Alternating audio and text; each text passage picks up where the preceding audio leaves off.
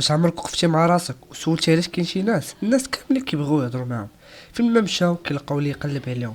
الناس كتبدا معاهم الحاجات وكتبغي تبقى حداهم، واش السر في الشكل ولا في الكاريزما الطبيعيه؟ الحقيقه لا هذا لا هذا، كاين واحد السر بسيط ولكن اللي كيعرفو كيولي عنده تاثير كبير بلا ما يحس.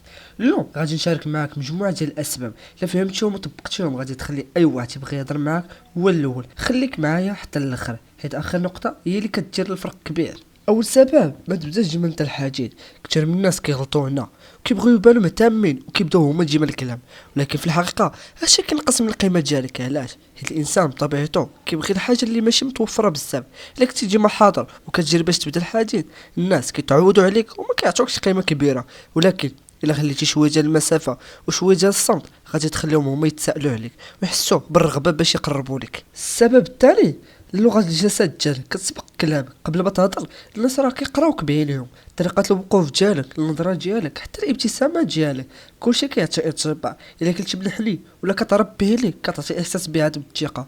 ولكن الا وقفتي مزيان وشدتي راسك ونظرتي في العينين بالثقه، كتولي الشخص كيشد الانتباه بلا ما يهضر. الناس بطبيعتهم كتنجذب للثقه. ثالث سبب، خلي هذيك شويه ديال الغموض. واحد من اكبر الاخطاء هو انك تكتشف كلشي ديالك في البدايه. كتحكي حياتك، افكارك، تفاصيلك في اول لقاء، وهنا كتضيع الفرصه. علاش؟ حيت الانسان كيحب يكتشف.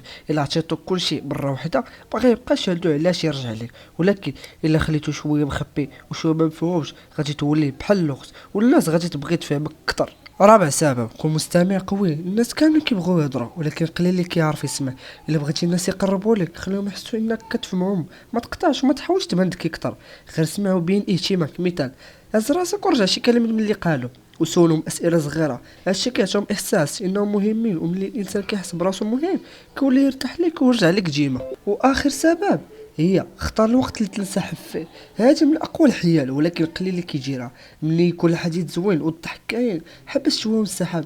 ما تطولش بزاف حتى توصل لمرحله الملل. خلي داك الاحساس زوين ومعلق باش ملي تمشي يبقاو الناس باغيين يكملوا معاك، وهنا غادي يولي عندهم الرغبه باش يرجعوا يهضروا معاك مره اخرى. دابا الا جمعنا هاد الاسباب كاملين غادي نلقاو واحد الفكره بسيطه. القيمه ديالك ماشي فشحال كتهضر ولكن في كيفاش كتحضر، طريقه الوقوف ديالك وطريقه السكوت ديالك وطريقه السماع ديالك.